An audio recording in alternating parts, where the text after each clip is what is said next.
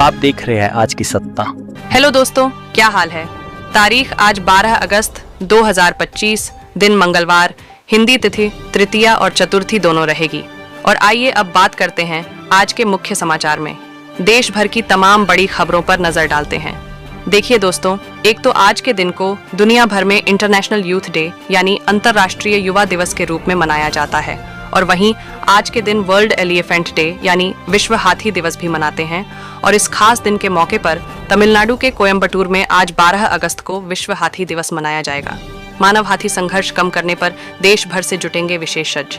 पर्यावरण, वन और जलवायु परिवर्तन मंत्रालय और तमिलनाडु वन विभाग के साझेदारी से आज यह कोयम्बटूर में दिवस का आयोजन किया जाएगा।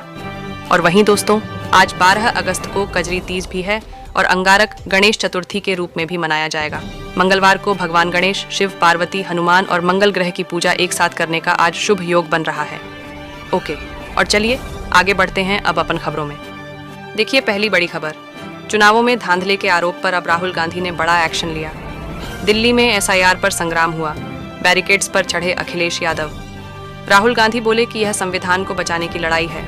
दरअसल बिहार में जो वोटर वेरिफिकेशन करवाया जा रहा, उसके खिलाफ बीते दिन विपक्ष ने मोर्चा खोल दिया। और इस विरोध के बाद राहुल गांधी, प्रियंका गांधी और अखिलेश यादव को हिरासत में लिया गया। हालांकि 2 घंटे बाद ही इन्हें वापस छोड़ दिया गया और बताया जा रहा है कि प्रदर्शन के दौरान 2 महिला सांसद बेहोश भी हो गई। वोटर वेरिफिकेशन और चुनाव में वोट चोरी के आरोप पर विपक्ष के 300 से भी ज्यादा सांसदों ने बीते दिन संसद से लेकर चुनाव आयोग के ऑफिस तक मार्च निकाला।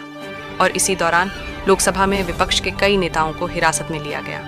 पुलिस उन्हें संसद मार्ग से पुलिस स्टेशन ले गई, जहां से 2 घंटे बाद उन्हें रिहा कर दिया गया। तो इस हिरासत के मामले पर महाराष्ट्र के पूर्व मुख्यमंत्री उद्धव ठाकरे ने भी सरकार पर आरोप लगाते हुए कहा कि भारत में लोकतंत्र की हत्या हो रही है। वहीं राहुल गांधी के बयान का विरोध करने वाले एक मंत्री ने भी इस्तीफा दे दिया। राजन्ना ने कहा था कि वोटर लिस्ट गड़बड़ी कर्नाटक में कांग्रेस सरकार की नाकामी रही है।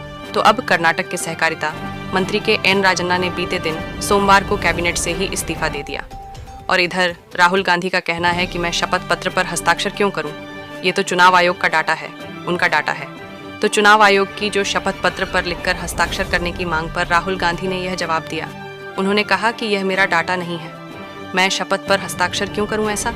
और इधर कांग्रेस अध्यक्ष मल्लिकार्जुन खड़गे की मेजबानी में इंडिया गठबंधन का रात्रि भोज कार्यक्रम का आयोजन भी हुआ। इसमें भी अखिलेश यादव समेत कई नेता शामिल हुए हैं। वहीं मतदाता सूची पुनरीक्षण यानी एसआईआर पर राज्यसभा में भी जोरदार हंगामा हुआ। विपक्ष और सरकार दोनों आमने सामने आ गए।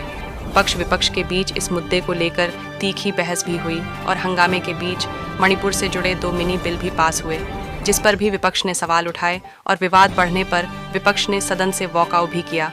और खड़गे ने यह भी आरोप लगाया कि उन्हें चुनाव आयोग से मिलने से ही रोका गया। इधर बंगाल में भी टीएमसी सरकार ने 4 दागी अफसरों को चुनावी ड्यूटी से हटा दिया है।